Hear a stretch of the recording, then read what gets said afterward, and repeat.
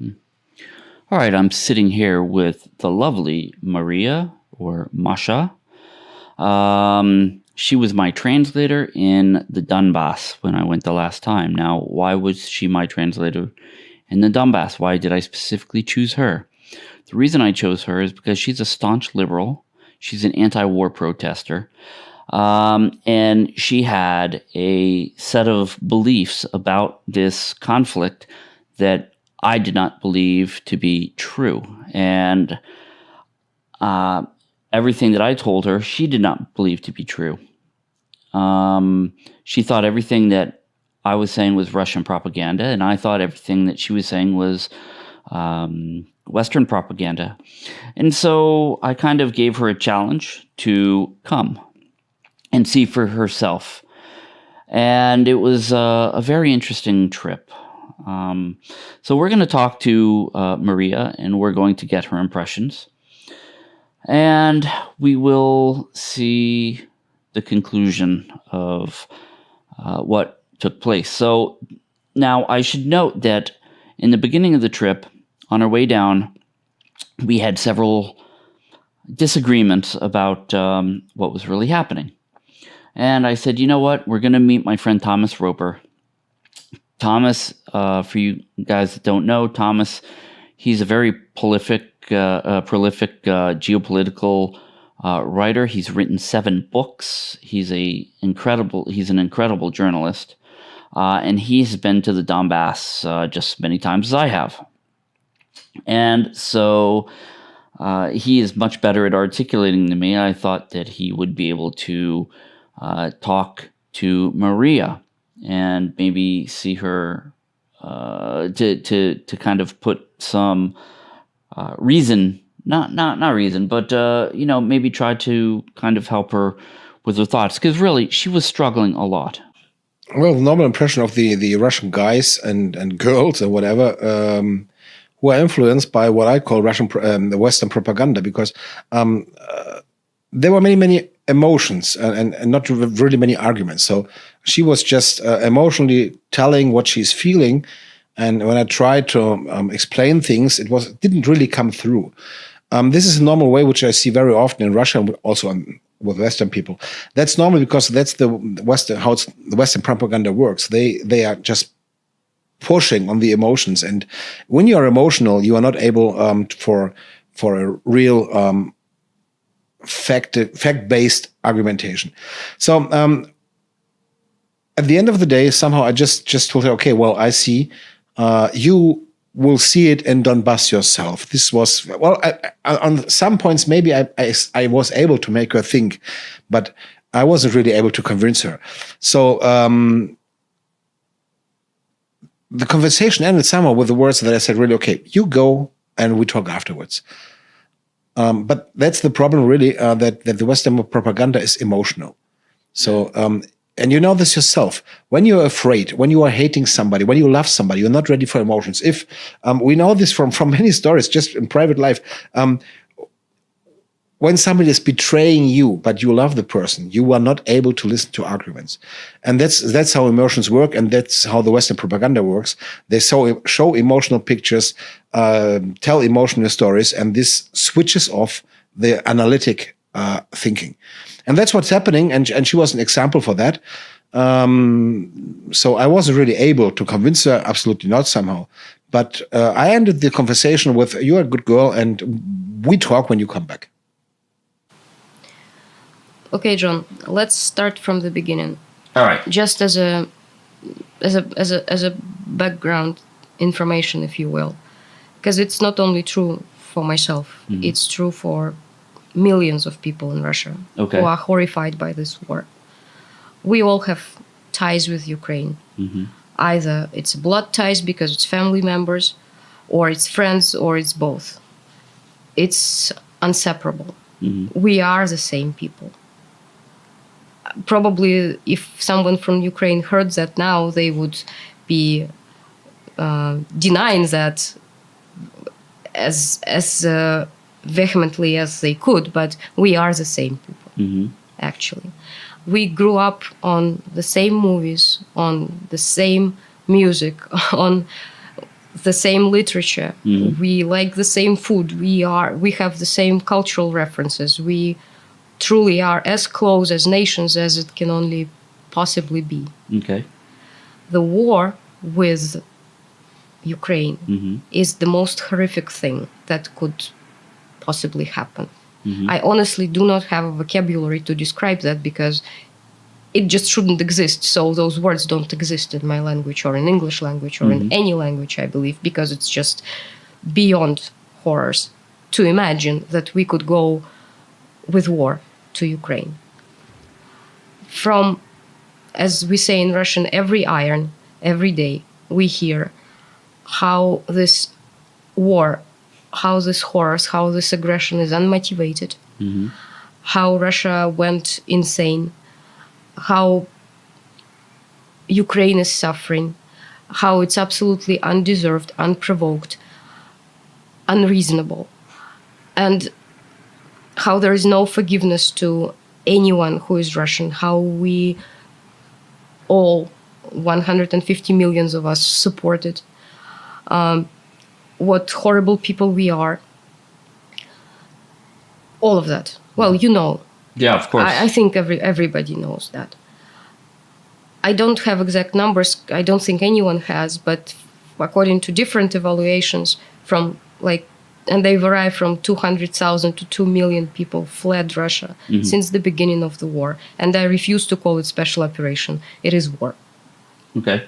You know, they fled Russia just like Ukrainians flee Ukraine because they flee because they cannot stay here anymore. They suffocate here. They see Zs on cars, on billboards, even on socks, for God's sake, on everything. And it honestly makes you feel like you have no air. You cannot see this. Okay. You cannot see this. It's unbearable physically. When it started, I fled to the Far East to work in a rehab center because it would mean that I would stay within that rehab center and I wouldn't go out and I wouldn't be exposed to this Zs. And that was the only way to survive it, basically. Because I don't know, it's like you feel like you need to walk out of the window because you cannot live through that. This is what is done to the people of Russia by the media, by the news, by this continuous narrative that we are, I can say the bad guy, but it doesn't cover it. It's, 1% of what we are. Right. In the eyes of the world. That's what it is. Yeah. So this was the beginning for me. Sometime in April, I believe it was, you sent me the subtitles to translate from several interviews that you took in Mariupol. That's correct. And I was listening to what people were saying, trying to make sense of it, trying to convey what they were saying the best way possible. And it was very much like I was listening to the Russian side of the propaganda. It made me feel like, wait a second, that doesn't match. And they could not be the propaganda people because they are just simple people on the streets. They're not actors. It's obvious that they're not actors. And it was a very serious clash in my head. Later on, sometime in the beginning of July, I believe it was, a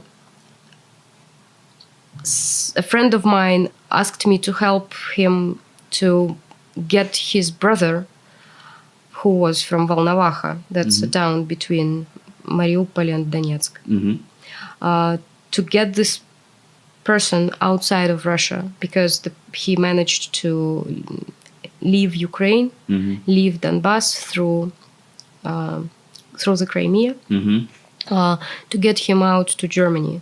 So we worked out the route for that person. And of course, we met in Moscow, and they talked to that guy as well. And again, there was another first-hand evidence and another clash. So I had to have my answers, because what I was sure the truth was, as I refused to believe anything that Russia was saying, any Russian, it was all like, oh no, it's all Russian propaganda, it's all lies. I tended to believe what the West is saying. Those were my sources. And what I received from these interviews that you sent to translate and from this guy was saying was in absolute contrast to what I was receiving from all other sources. So when you said that you're going and you need a translator, I said, well, you of course can have a choice, but pick me. I'm a good translator. That you are. Well, so I was in a situation when I knew that I cannot go on anymore without having my questions answered. I had to know. And Thomas asked me, like, hey, they're bombing there in Donetsk. They have these mines, these butterflies laying around. It's dangerous. Aren't you afraid to go there? I'm like, Thomas, I don't care. I have to know, because not knowing is worse. Because not knowing is guaranteed doubts and frustrations and fears and shame. I mean, it's an incredible guilt that we all are feeling. It's a shame. It's like you are ashamed of who you are just because it is your passport, just because you are born in this country and this is your citizenship, and you're supposed to feel guilty and ashamed for that. It's unbearable. I had to go. Yeah. So I'm very thankful to you that you made it happen. Well, and on our way almost to the border, the hotel where we had rooms reserved, it got bombed. It did. And on one of your, I guess, pro-Ukrainian channel, would you call it that? Let's say anti-Russian channels. Okay, on one of your anti-Russian channels, somebody posted a video about how basically it was a fake and they were using actors to show... Yeah, how they were using actors to show that there are dead bodies there, that they're actually not dead bodies, but they are actors, and bad actors, as they are playing the dead bodies and moving. Yeah. And so, so one of the first things that we kind of encountered, I guess, was we were running around looking for a microphone cable. And we went into a shop, and there was a woman who was quite distraught. Yeah, we went to that market because it's like electronic market where if you need to find anything, that's the only place in Donetsk where you can have hopes to find it. Right. And we asked around for that cable. And as it always goes, people get interested because we have a foreigner, so everybody gets involved into a conversation. And there was this girl who was really upset, and she was going through serious personal issues as well. And she saw me as some sort of a counselor, I guess, of something like that. So she shared, and we talked a lot. And she said, "I just lost." A friend. Apparently, she had a friend who walked by that hotel when it was bombed, and that person died, and the 3-year-old daughter of that person died as well. Yeah. Maybe on this video there was exactly the body of that person. The video was filmed from the inside of the hotel, so like a surveillance camera. Maybe I don't know. I'm not an expert. I wouldn't be able to tell. And I asked about it, and I was told by those who deal with it every day that it is normal for as they say, fresh corpse to sometimes move. Sure, absolutely. It happens, and apparently this is what was caught on the camera in this video. Yeah. But the cynicism of that, like, hey, see, that's an actor. When somebody lost life, It's insane. Yeah. So let's talk about when we actually got into the Donbas, when we got to Donetsk and Lugansk. What was the first thing that actually struck you? Okay, it took us a very long time to cross the border. So we and the hotel was bombed, and we didn't have a place to stay, and it was already relatively late in the evening. So John called his friend, another journalist, Graham Phillips, who lives in Lugansk currently. And he was a wonderful host. He said, come over to Lugansk and stay, instead of Donetsk, go to Lugansk and stay there. So our first couple of days were actually in Lugansk. He hosted us, which was really super kind of him. Graham, if you watch this, thank you so much. You're wonderful. Thank you. So anyway, what I'm trying to say is that we arrived to Lugansk, and everything is covered with those Zs. Every vehicle, every bus stop, basically every surface, everyone wears chevrons with Zs. All of it. Please understand, in my head, this is a new swastika. This is the sign that Russia is turning into a fascist Germany. And then we go to Donbas, that we are, according to the news, destroying. Yes? And everything there is covered with Zs. How can that possibly be? If people hate us so much, if we are such an enemy, if we are such a villain, that if we are such a monster, that everything there is covered with the symbol, and the symbol gets complete support. That would be like the Jews voluntarily walking around with a Nazi symbol on their... With a swastika. Sort of. It makes no sense. It did make no sense. I was like, what is that? Next day, we went to Severodonetsk. And it is the city which is in a similar condition as Mariupol in terms of devastation. It's horrible. Yet, they have no water, no electricity, no nothing. Yet there are people who stayed there, who live there in basements. We went to one yard, and there is a children's playground, and graves right on this playground, right there. It was the first biggest shock that I had when I looked at it live, when it's not a photo or, I don't know, some video that you watch on TV, but when you see it live. This playground and those graves right there. And there are people there, and they talk to them a little bit, and not a single one of them expressed any kind of negativity towards Russia. All the negativity was aimed at Ukraine. That was another clash in information, which was crucial to me. Like, how come you're not tearing me apart? I am Russian. It is my people who did that to you, and in my head. And the answer was, no. It's not this way. And then these conversations repeated in Mariupol, in Lugansk, in Donetsk, in Volnovakha. They repeated in all the places where we went to.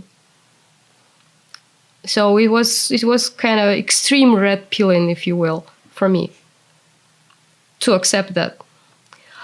On the second day, because I would say it's second day, we had a meeting with Vlad Dainega, the guy who is currently a Minister of Foreign Affairs of Lugansk People's Republic. He was responsible for the negotiations in Minsk that lasted during all this almost 8 years. He was there on every meeting. And John was kind enough to say, like, hey, what would be your questions to that guy? So the questions that were asked to this guy were my questions. They might seem naive because they are of a person who has no clue. I had no clue. And it's true. I really didn't know. I wasn't following that much. My attitude to that was like during all these 8 years that preceded it from 2014, my attitude was like, this is internal Ukrainian business. Russia has nothing to do with it. Ukraine should resolve it themselves. Let them resolve it themselves. And I didn't look deep into that. It was like their business. I let them be. Mm-hmm. I am very much not proud of that now. I should have paid attention. I should have paid more attention. So this person, Vlad Denego, he was explaining from the start, because my first question was, how come that the people of Donbas are hated so much that they are being physically destroyed, basically, during all these 8 years? Why are they hated so much? And it's a 2-hour interview of explanation of what was happening, how it came up to be, how it reached this point. He really went in depth. He was amazing.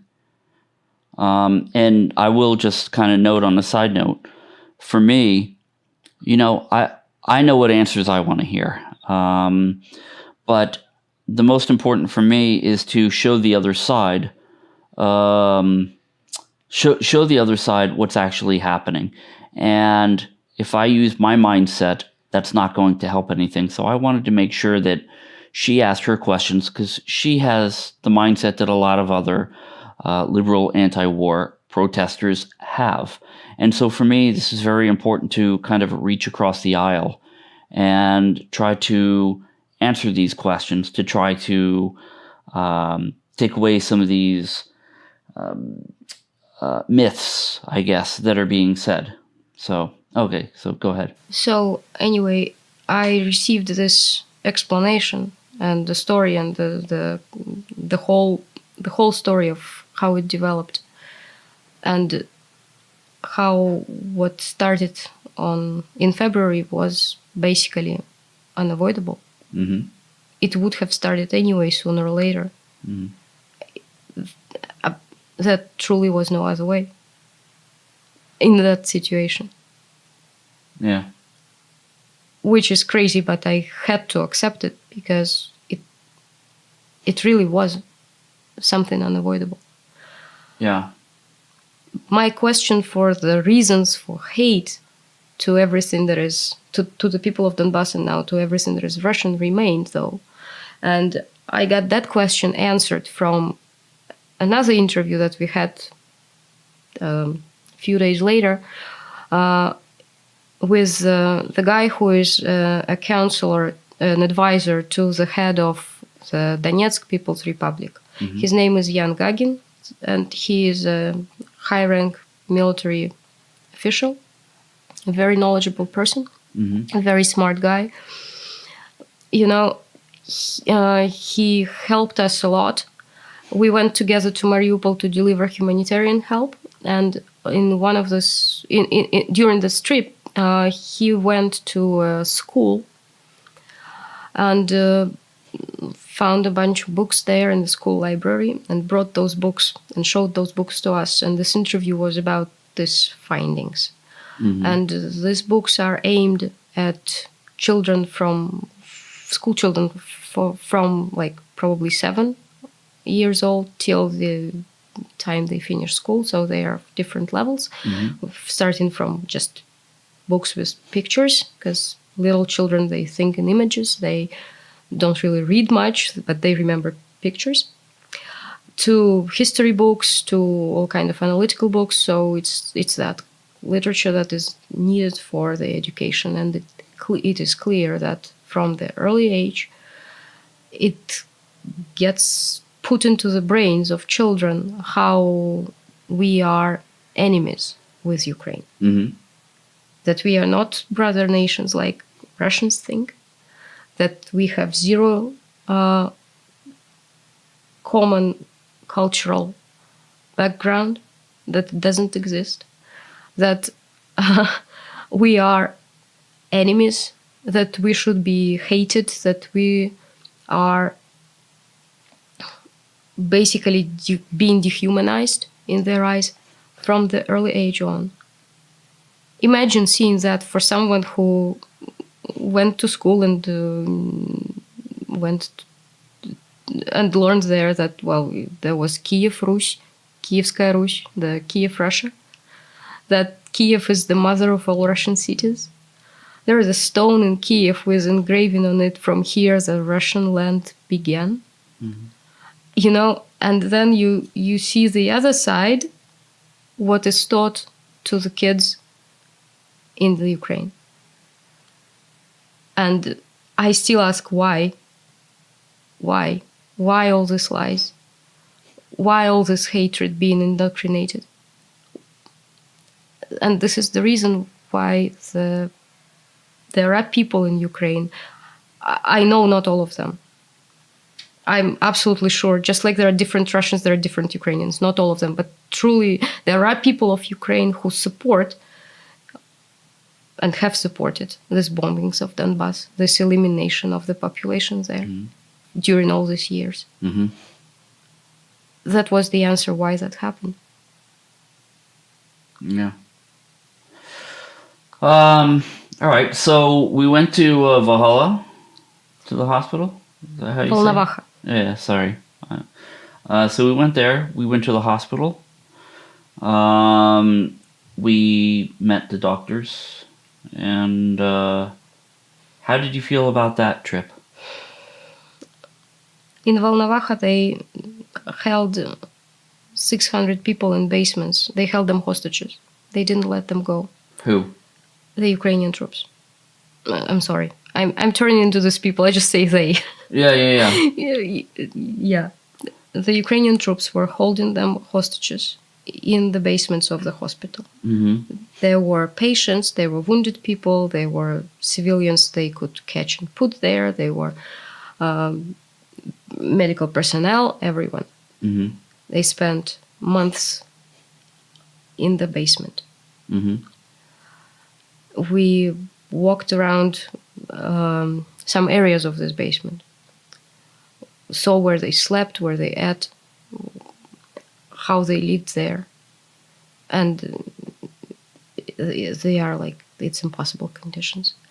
At the same time, the Ukrainian troops found the storage of drugs in the hospital, broke into that safe, and got themselves high on those wonderful cocktail of adrenaline and opium, which makes you fearless, which makes you really high, which makes you do crazy things and not care. Mm-hmm. I'm sure it's fun.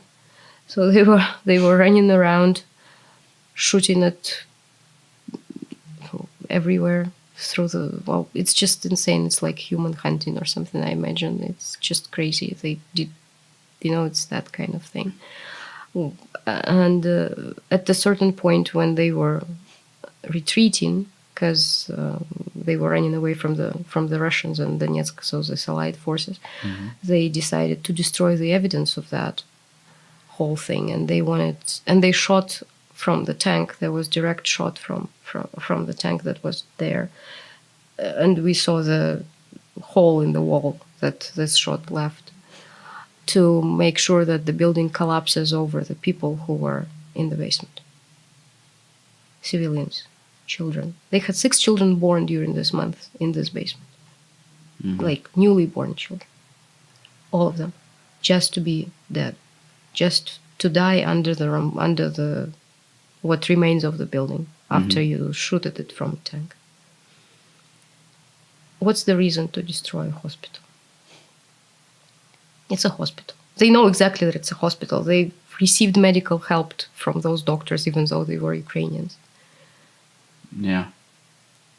One of the very interesting things that I heard while we were there is that one of the injured people was a native English speaker. So either American or Canadian or British.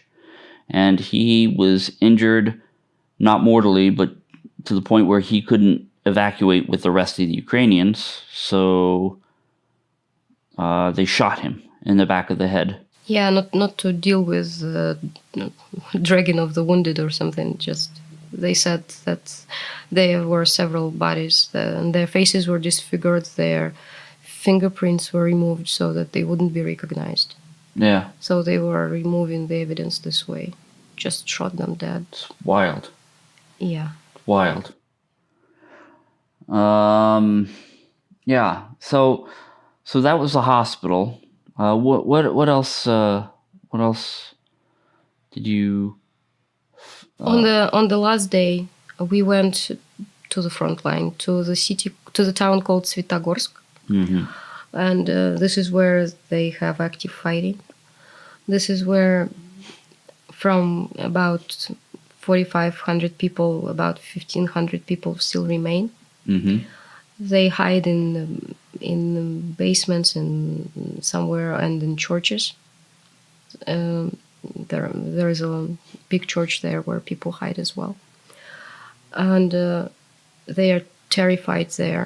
Apparently, 2 days before, there was a group of journalists who filmed them and put it online, and it all went to the Ukrainian TV as well. So people were recognized, and these people have relatives in Ukrainian towns. Kharkov was named for sure among these towns. And now these relatives of these people are hunted, and they say that they're like number ones to be killed. Mm-hmm. So these people are terrified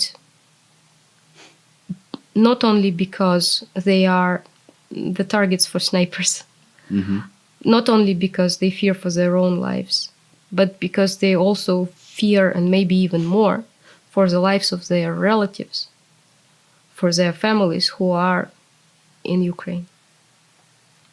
Yeah. Which, to me, is just beyond comprehension. Yeah. So me and Nikita from, you guys have seen Nikita in my past videos, from Buhanka Project, and Masha, and a priest, Father Andrei, and a nurse, Tatiana. We all went to this town. And when we got there, they said, you can't leave your vehicles out in the open because it could get bombed by drones, or you can be shot by snipers. So we had to rush in with our vehicles filled with food, put them into a garage to unload everything, and then rush them back out. And, I have to say, to Maria's credit here, she is rock solid. We were walking down these streets where snipers were 200 meters away, on the other side of the river. Now, granted, we wouldn't have been an easy shot because there were destroyed buildings in the way, but still, the risk was very high. And, she's walking along in her vest, kind of taking in everything. She was absolutely amazing. When I began the trip, I told her, I will only take you if you are objective and you keep an open mind. And that she did, 100%. And what was your feeling on seeing that town? I mean, the bombing was going on not far from us. You could see all the smoke rising. What was your feeling?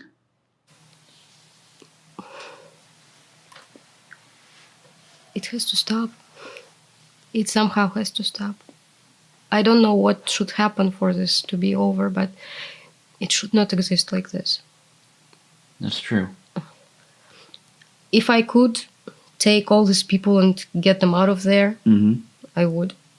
If I could have some sort of a magic coverage to just cover them away so they're not visible and they are not, and it is not possible to harm them through that coverage, I'd use it. You really feel very helpless. Even though you bring humanitarian help, you bring all this food, you try to do something, but you still feel so helpless against this crime. Yeah. So how do you feel? You feel like you do what you can. And you also constantly understand that it is so little. And you know that you have to go back. because being elsewhere makes no sense at all. You have to go back. Yeah. And do what you can. Yeah. Yeah. And not to insert a shameless plug here, but if you guys want to donate to the people, we are going to be making more humanitarian trips. You can send to my PayPal. I will get the money here, or you can send Bitcoin. The link is in the description below. But, we, on limited funds, we did a lot of stuff. We got a lot done. I mean, we did. And we spent all we had. Yeah. Totally, all we had. Unfortunately, So on the way back, we had to sleep in a car. We didn't have money for the hotel. We just spent it all. Yeah. So that wasn't good. But even as far east as Svetogorsk. As far west. I keep saying that. Even as far west as Svetogorsk was, it was interesting because the people said, we do not want to talk to you on camera, do not film our faces. But when we are liberated, that was very specific, when we are liberated by Russia and we are safe, then we will speak to you all that you want. They want the world to know only when it's safe for them.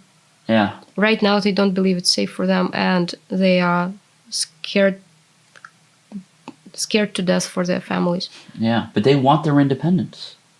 Did you notice this? They don't want to be a part of a country that hates them so much. They don't want to be part of Ukraine for sure. So, on our way back, another thing that she has read on a bunch of her anti-Russian channels, the fact that refugees are treated so incredibly bad by the Russians. So I decided to stop at a refugee center. And we called, we got the director. We only gave them, 20 minutes notice? Even less. We gave them 20 minutes notice, so it's not like they could clean and make everything orderly. We gave them 20 minutes notice.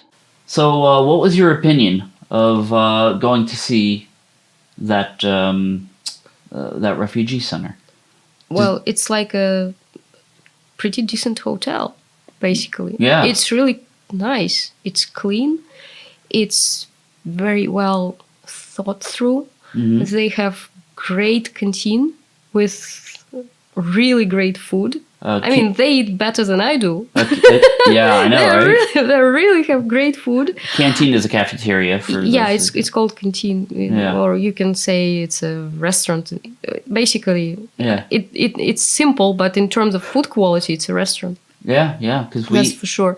And they live there for as long as they need. Mm-hmm. There is no pressure or any time frame within which they need to move out, so they can stay for as long as they need. It's free. Food is free. They have a way to find work. Some people that I talked to have already found jobs, so they can make a living. Mm-hmm. One of the women I talked to came with her son, and she already arranged everything. So on the 1st of September, her son will go to school in Voronezh. Mm-hmm. It's all possible. It's all provided, and they went there voluntarily. Mm-hmm. They explained to me how it works, because in the Western media it is said that we evil Russians, grab them, put them in buses, and just bring them to Russia for labor camps. Yeah. We eat them alive. We take their organs. We take away their passport. All that stuff. Yeah. I mean, you don't stop at anything when it comes to that, to those lies. Mm-hmm. The worse there is, the better. So it's like you put whatever there, it will be accepted, of course, because that's us, the evil Russians. That's what we do, right? So it's a really nice place. They are in really good conditions. They can do whatever they want. They can leave at any moment if they want, or they can stay for as long as they want if they want, and it's free of charge. When their only job was to get to the border. At the border, they had there were buses from different towns, because they were The woman I talked to said that they had 8 towns to choose where they want to go in Russia, and she chose Voronezh. But there were 8 towns to choose, and they were brought there. That's how it went. There was one woman from Kharkov who constantly asked, when are you going to take my passport away from me? Like, why would we take away your passport away from you? Why? Why? Like, because I heard that you take away passports and you then force people to work and don't give them passports back so that they would be motivated to work for free or something like that. I mean, crazy. But this is what you hear in the Western media. This is what's in the media, yes. So, you as somebody who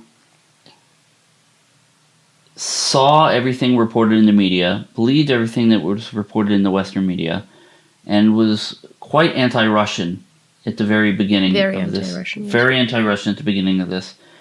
How much of what you now know that you read, how much of what you read that you now know is not true? All of it. All of it. The proportion of those lies,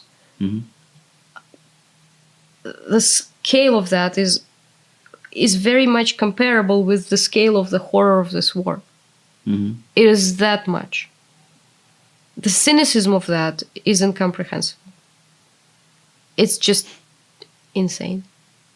There is zero word of truth in that. I thought, maybe there are exaggerations. The truth is the first victim at the war. I mean, it's a famous phrase. But maybe at least half of it is true. Yeah. No, nothing of it is true. Nothing. No, so it was a sweet red pill to know that my country is actually not a villain, and I don't have to say that country about my country. Because it is my country. And what it's doing is explainable. Yeah. So, well, thank you so much. I am absolutely sure that this interview is going to open a lot of eyes, just because of your background. And we'll see. Where we were at the beginning of this adventure and where we are now at the end of this adventure. It's quite a transformation, actually, to see. And I watched her transform during this whole trip, and it was really amazing. It was amazing. It is an absolute eye-opening, and I know that I will go back. Yeah. Well, somehow I will go back. Yes, we will go back because I need a great translator. By the way, she is hands down the best translator I have ever met in my entire life. Her words are absolutely fluid. I've never seen anything like it in my life. So, absolutely brilliant. If anybody needs a translator, well, you guys need to reach out for her. So, anyways, John Mark Dugan. And we hope that you found this interview enlightening. And make sure you like and subscribe. Thank you very much.